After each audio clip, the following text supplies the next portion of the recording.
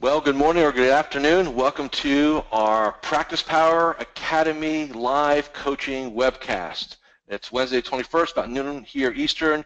And in this segment, what I want to do is really spend some time talking about morning success rituals. I'll explain different nuances. I know there's an e-learning up on Practice Power Academy, but I also want to give some fresh information, some fresh perspective on that subject. Again, it's just something where the bottom line is if you're going to have a great day and if you want to be absolutely consistent, the consistency starts in the morning, that first hour. So a couple things real quick. Number one, we are recording this webcast, and again, we're trying to figure out how we're going to do the distribution of it. It might be a YouTube channel, or it might be in-house. We'll determine that actually next week on my strategic week. Also, as I mentioned before, in December, if you want to spend a couple of days working on your 2017 business plan, the 19th, 20th, and 21st of December, those are the windows, and as we get closer, I'll allocate the actual timelines and things like that. But what we're going to do this year that is brand new, instead of having all of you fly to Orlando or invite you all to fly to Orlando and spend a couple days, what we thought we'd do this year is not have you get on an airplane one more time, but carve out. Usually, my sense of the matter, it'll be 3 4-hour windows. So in essence, we'll have 3 separate 4-hour webcasts, just like this, that will be totally focused on business planning. So whether you go grab a downloaded PDF or you work through it online, what I'll do, for those of you who have been to Orlando, is I'm just going to work the program as if we're all in the same room. So I'll be in front of you like this. Hey, Module 1, Ideal Life and Lifestyle. Let's get into question number 1. And I will work you through it, and then I'll give you time to answer questions, then we'll go back and go back and go back. I'll take questions both electronically and when I can in real time. So there'll be some tremendous, again, it'll be a real nice opportunity for you to either, be at home, be in the library, be somewhere. I'm not really going to recommend you do it in your office because, again, that's the environment. And just watch for further information about that as we get into the fourth quarter here. Very, very important. But the other comment I want to make, which is not on the agenda for today, I am starting to hear from various clients at various firms and custodians that we are now starting to get some information on DOL or Department of Labor, what each firm is going to look at from a, again, a compliance standpoint. And I will say this, it is very uneven right now. What I'm seeing from all the different firms is a different interpretation of how they're going to do it. It's very important, in my opinion, that you have a level of certainty as much as you can going into business planning in December with how your firm is going to operate with DOL, all right? From repapering to projects to signatures, what we need to do to take a look at that. So I just want to make that comment, even though it's not part of the agenda here today. I had several calls already this morning, and it's come up. And we're starting to get some data points. So make sure that if your firm is offering you webinars, webcasts, consulting, meetings, teleconferences, if you can't make them live, make sure you get the recording. This is important stuff. So don't sit there and say to yourself, it doesn't matter to me, it's not going to affect me. You don't know if it's going to affect you or not. That's the reality of it. So FYI on that, right? And then last thing, a number of participants from our last week's webcast have already kind of thrown their hat in the ring for the Practice Power MasterMind and study groups launching in January. Again, on my break next week, on my strategic week, we'll be rolling out some more information about that and how that is going to look. So just, you'll see that up on the website or via email also. All right. So with that being said, and I want to be, again, we want to keep this about 30, 45 minutes, somewhere in that window. Let's talk about morning rituals, all right, and why, to me, they're the hub. When I think about excellence in this industry, and I don't mean from an economic standpoint, I mean from, okay, so what really matters, right? And, business planning matters. Daily game plans matter. Marketing plans matter, right? Physical energy, emotional energy, all that matters. But even with that said, the hub, the circle, think about the wheel, right? The hub of everything is the morning ritual. Why?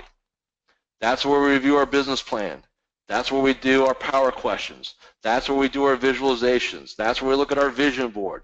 That's where we review our monthly game plan, right? That's where we set the tone for what we're going to get done today. This is where we do our mental diet. Perhaps this is where we also do our exercise, right? It positions you to have the best chance / opportunity to have the best day possible.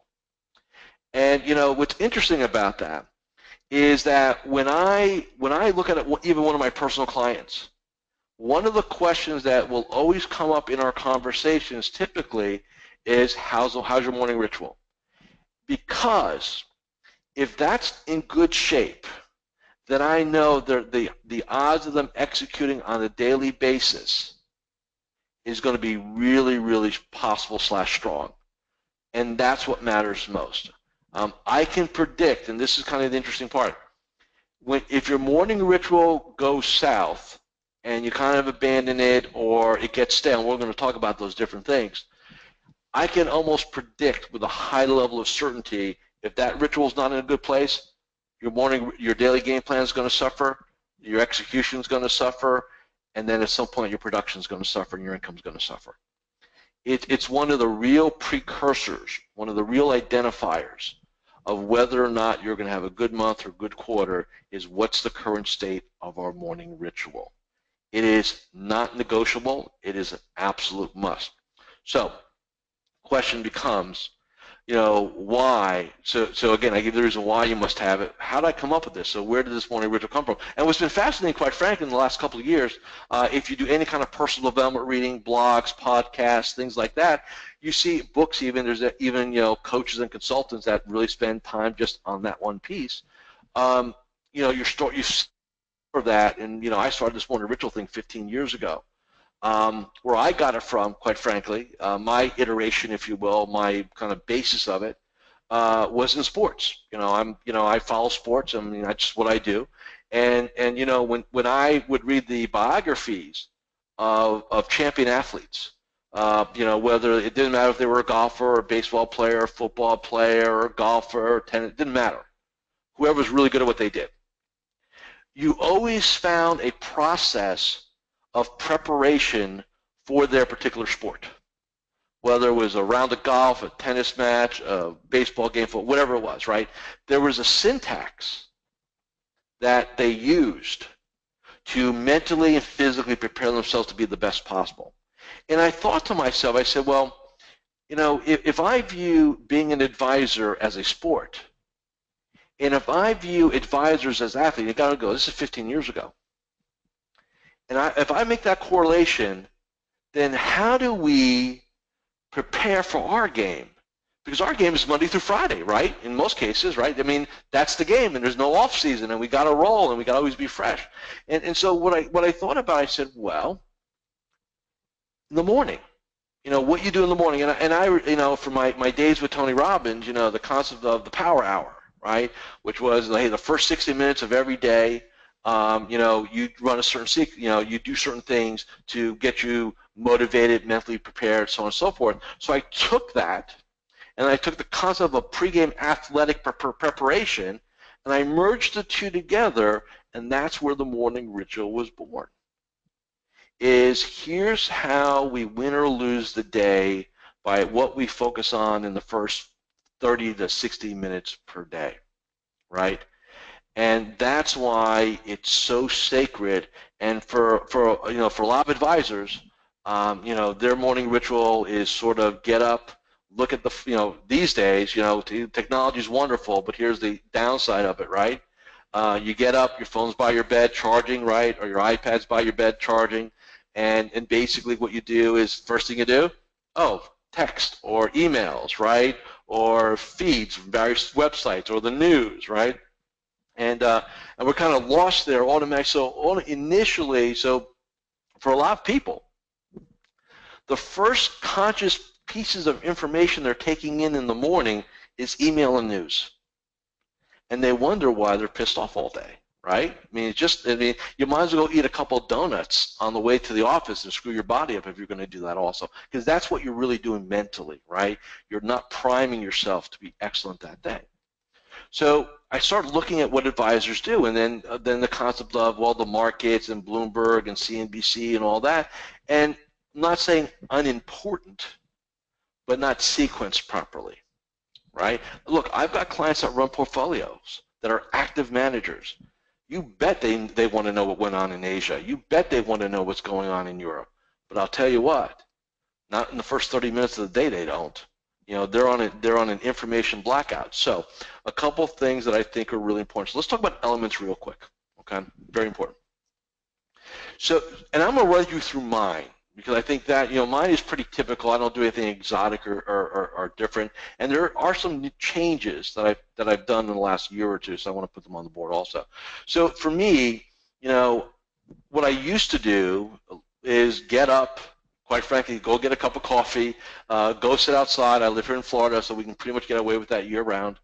And, you know, I would have my iPad, and I would go ahead and kind of start. I have my business plan on there, and again, I'm a big user of Evernote, so everything's in there. And that's what I would do. But what I started to notice was when I had an electronic device, it's really easy to hit those different icons and those different apps. And the next thing you know, you're futzing with emails or you're checking different things out.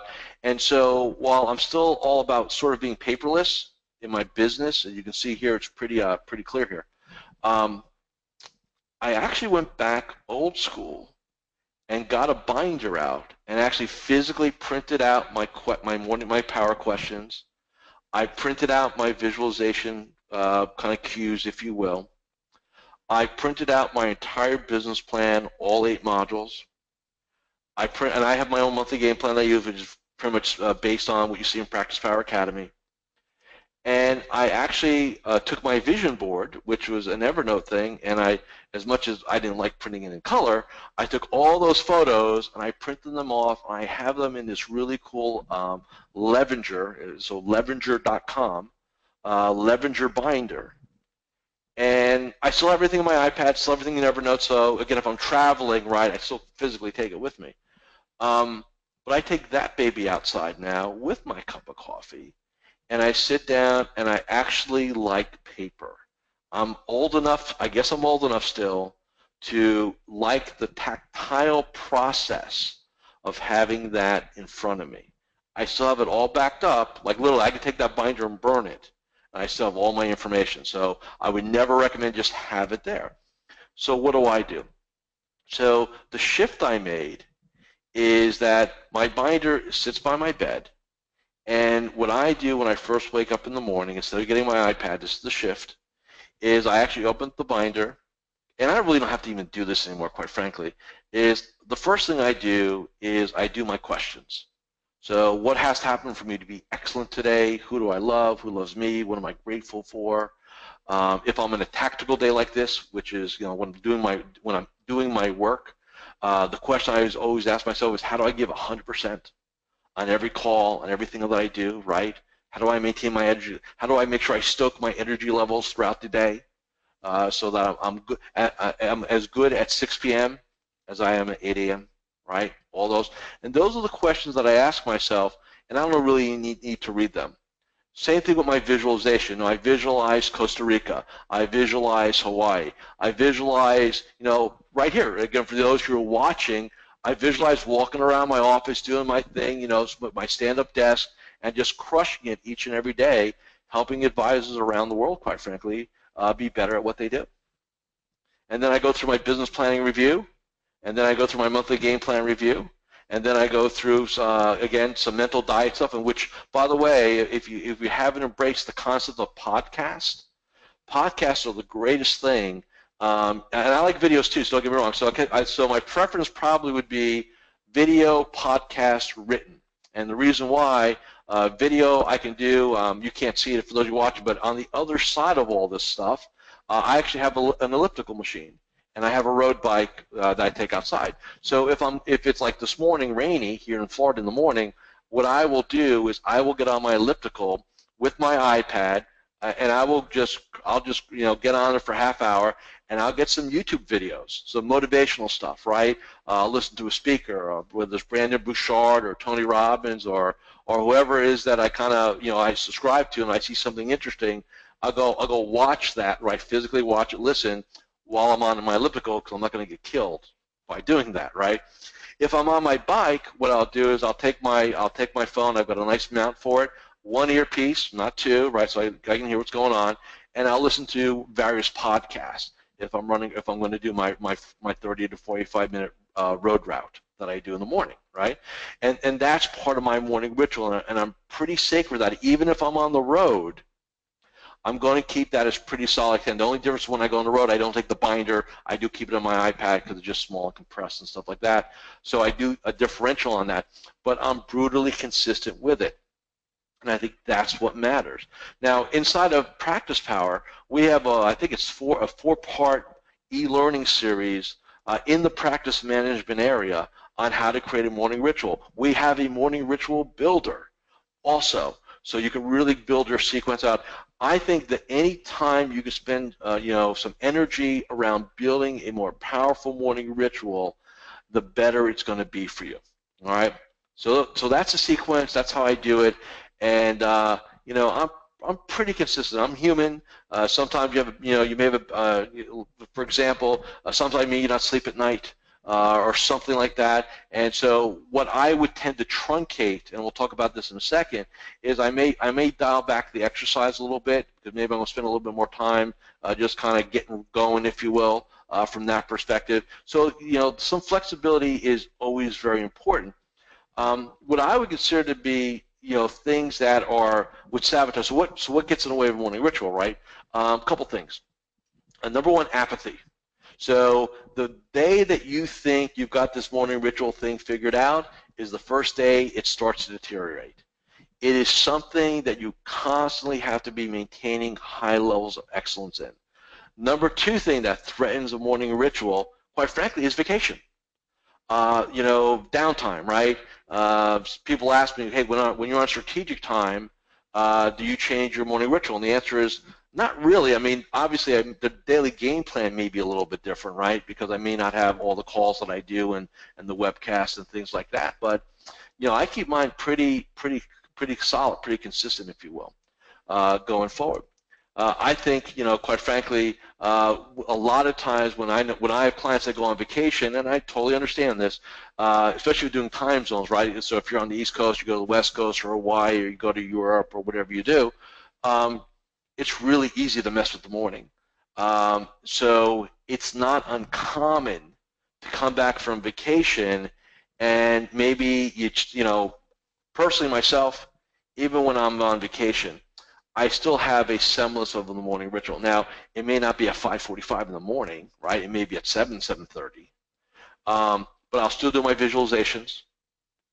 I will still do my questions, my morning power question. I mean, hey, what do I need to do to enjoy today, right? Or connect or have fun, whatever it is I need to do, right? I may still read a chunk of my business plan, most likely module 1, right? Because that's the exciting module, right? Ideal life and lifestyle. I'll probably do some mental diet stuff, right? If I'm not involved with something else. And exercise may or may not happen in that morning, depending on where I am and what I'm doing. But I'm always going to keep some level of the morning ritual solid. I think that's really important. I'm going to maintain the discipline, which I know is a word most human beings don't like to hear, right? That D word, discipline. I'm going to maintain discipline at a certain level, no matter what. Okay? Now, when I have clients come back from vacay, the first question I ask is, okay, update me on the status of the ritual. And, in a lot of cases, well, it's not. So the first thing I say is, look, tomorrow morning, we're back at it. And I want to hear from you via email that we're back at it, right? Get back to where we are. Because that is, like I said, the hub, the glue of everything that we do. It's my core philosophy, my core strategy for everybody is that morning ritual, okay? So, again, vacations can definitely mess it up from that perspective. Little kids can mess it up, animals can mess it up, stuff like that. So one of the things that I found, which I think is interesting, and I don't think it's part of the e-learning series, is that it's okay to be flexible. So for example, if you say to yourself, like for me to do my killer morning ritual, including exercise, 60 minutes. 30 to 45 minutes on the bike, 30 minutes on an elliptical, whatever, some time to read, right, kind of do my visualization, which is a couple of minutes, right? But I need that time. That's my ideal scenario, level 10 morning ritual. I don't always get that. Like I said, things happen, right? You've got to be flexible, and this is where I think a lot of advisors kind of sabotage themselves. They have this all or nothing mentality, right? If I need an hour, I need an hour. You get up late, oh my God, I only have a half hour, well, I can't do it now. That's the biggest mistake I see. Something is always better than nothing. There's not a person on this webcast, live or who's going to listen to it, who can't say to me, I don't have 20 minutes. I don't have time to visualize. I don't have time to ask questions of myself. I don't have time to read the first a module a day of my business plan. You can't tell me that. You just can't. Okay? So to me, I always operate under what I call good, better, best. Right? And for those of you around me, you've heard me say this. Here's my best. Here's good enough, and here's okay. Right? And that's the approach you need to take with your ritual. If you just find out you're sucking gas one morning, hey, don't sit there and say, well, I'm just not going to do any of it. Do it, right? The one rule that I have, the absolute one rule I have, is you do not do your morning ritual in the office. Don't get up and go do and then pop in and say, okay, I'm going to do it now while you're in your place of business. It will not happen. And if it does happen, it will not feel the way it needs to feel for you, okay? Find if it's in bed, part of it, if it's outside, part of it, at the kitchen table.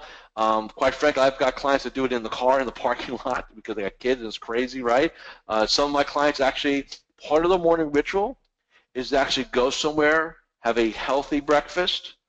Over breakfast, that's their time to themselves between the family and the office team. There's that little called, the window, drive a little bit, stop, get my head around it, right, then come in.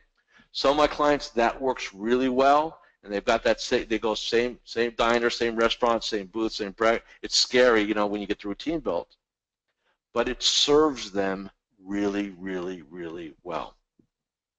Okay, so my point here is to test, experiment, try different things, right? From that perspective, because to me, best practices, flexibility.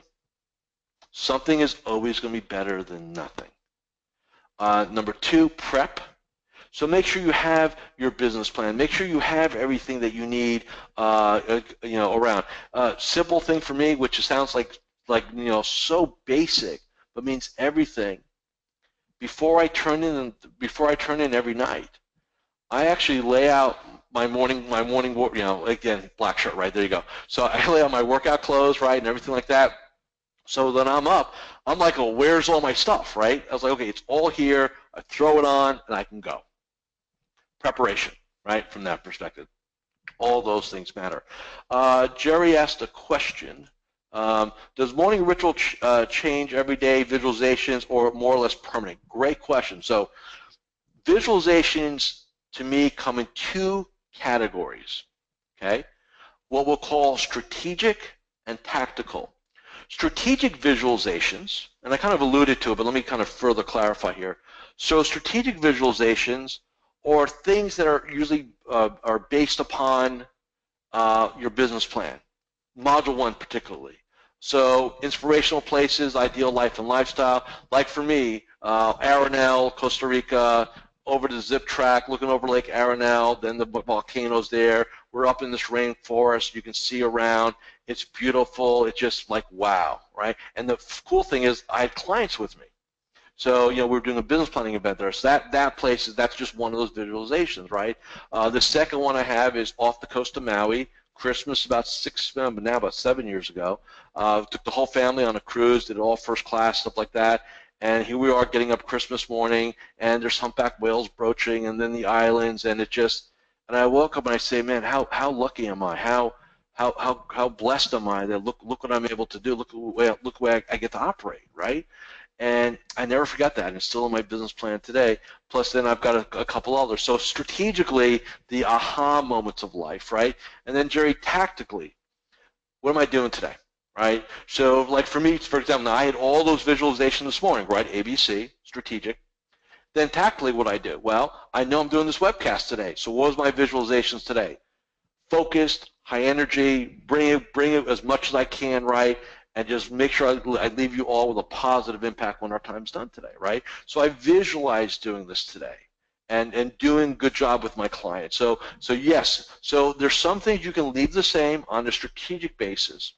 And then tactically, you can definitely change. So for example, if you're going to do a workshop and you get up in the morning, hey, you want to visualize yourself doing a great workshop, commanding the room, being present, high energy, connecting with people. If you have a prospect meeting, right, you want to visualize, hey, sitting down with that prospect, connecting with them, asking them great questions, being absolutely fearless in getting answers and getting the result for that person, right? You can definitely visualize it on that tactical basis. So, Jerry, for both of them, right, use the power, and again, look, I'm not a real woo-woo guy. I see myself and, hey, is this real, is this accurate? Everything that I've read about visualization and athletics, all the new research coming out, really does demonstrate that visualization improves performance. You need to take advantage of that. I don't want to get off the topic here too much, but since I thought about it, one of the best things all of you can do, whether you're going to be getting on a phone and having what I call an important call with a client or prospect, having an important meeting with a client or prospect, instead of like we're always rushing like our hair's on fire, right? Literally, take 60 seconds before you pick up that phone. Close your eyes. Visualize yourself picking up that phone, getting the person on the call, being strong, being powerful, being present, doing what you need to do. Same thing in a meeting. Close your eyes. Picture yourself doing great. It's amazing how that little 60 seconds, 1 minute. One thing makes a huge difference for people. So keep that in mind, okay? So as far as morning ritual, again, look over the e-learnings. I think it's really important to really nail this thing down, and then take visualization and go play with it. So again, I know most of you are going to be making phone calls this afternoon. Don't take my word for it. Go play with this, all right? And now we do have a couple other questions, so I want to make sure we cover them here on So Kate asked, and I don't know if Kate's here or not. So let me go see if she is. If she is, great. If not, no biggie. I don't see her being here, so no big deal. So Kate asked, best characteristics to look for in a client service admin. Best ideas on managing this person if hired on part-time basis. So characteristics, okay? You cannot manage, you cannot coach attitude. So the first thing I'm going to look for, does this person have a positive, team-oriented scenario? Are they looking to contribute? Because again, people, remember, human beings, there's different categories here, especially on hires. You never really want somebody looking for a job, because what you get is somebody that says, I'm going to trade you time for money. Those tend to be the least productive, the least value-add people you can have on your team. I want somebody who's looking to contribute. Whether that's full-time, part-time, it doesn't matter to me. I need somebody that's going to be contribution-based. That's what I need, all right, from that perspective.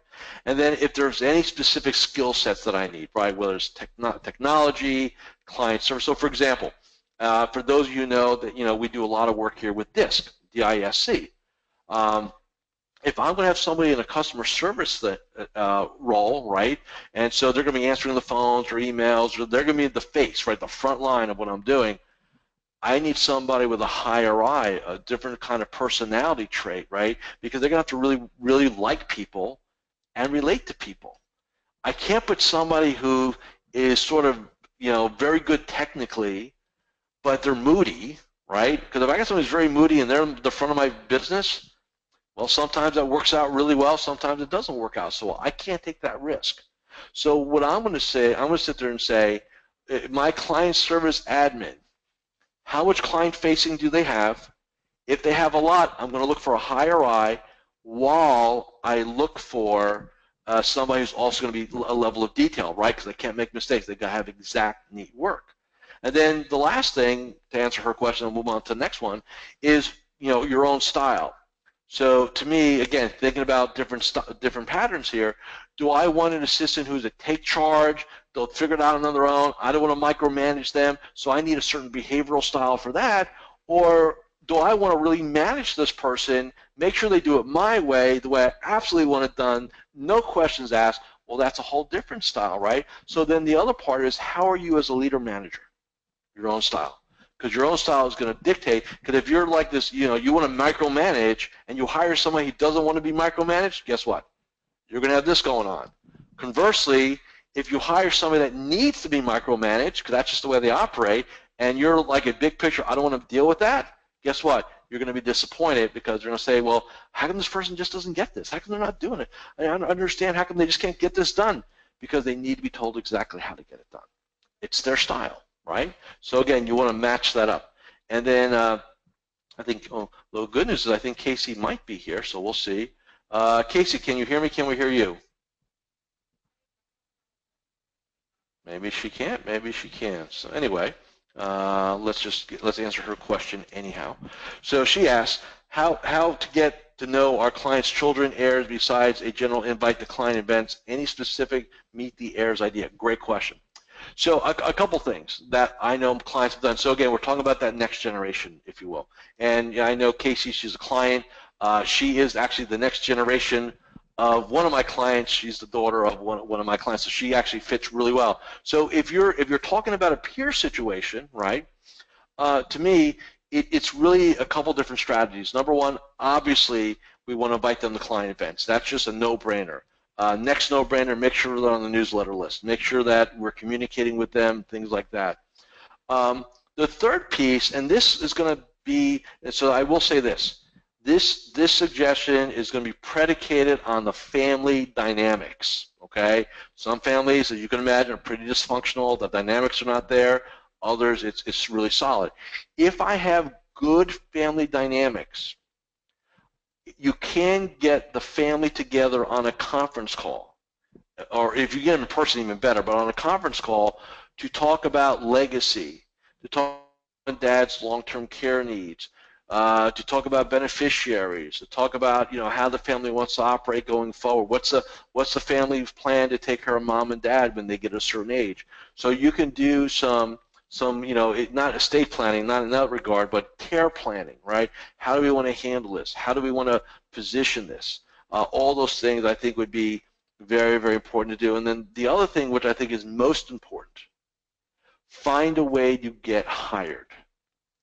Chances are you will not make a lot of money. I don't care if it's something as simple as a 529 plan for one of the kids or a small IRA, right? What you want to have is the association, if you will, the definition that, hey, you're their advisor. You want to have the identity that, hey, I've hired Casie. Casie's my advisor. Even though mom and dad don't have most of the money and I'm here working my life and stuff like that, hey, do you have a financial advisor? Yeah, I do. I use the one my mom and dad use, or I use a person on the same team mom and dad uses, Casie. You want to have that identity with your marketplace. So however you need to go ahead and get hired, that's how you want to go ahead and do it. Again, the no-brainers again are the newsletter, the client event, invite that next generation.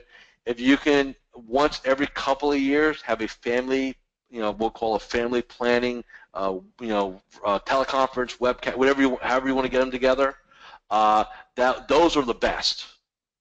By far, because you can really talk to everybody, and then you pivot off and say, look, I want to talk to each one of you individually over the next couple of weeks so I understand your situation, and so we can make sure everything's coordinated, stuff like that. Typically, where I see those kind of events happen is when you're talking to mom and dad about like long-term care, estate planning. Maybe they're thinking about a major decision in terms of, hey, we're going to move from here to here. We're going to leave wherever to Florida or Texas or Arizona, wherever it is. Anytime there's a major family decision or a major change in the family scenario, those are really opportunities to add a ton of value, being the advisor, being the consultant, but you've got to be able to kind of pull them all together if possible and have a way to do that. Okay, hopefully that helps you.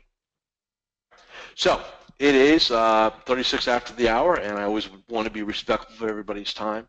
So next week, real quick, I am on strategic week. I'm actually tweaking some of the business planning process, make sure that we're absolutely going to be good to go for December for the webcast and some other things like that. Also building out the what the mastermind study groups are going to look like in January for those who want to participate in those. So those are some things I'll be doing next week. Bottom line is I won't be here.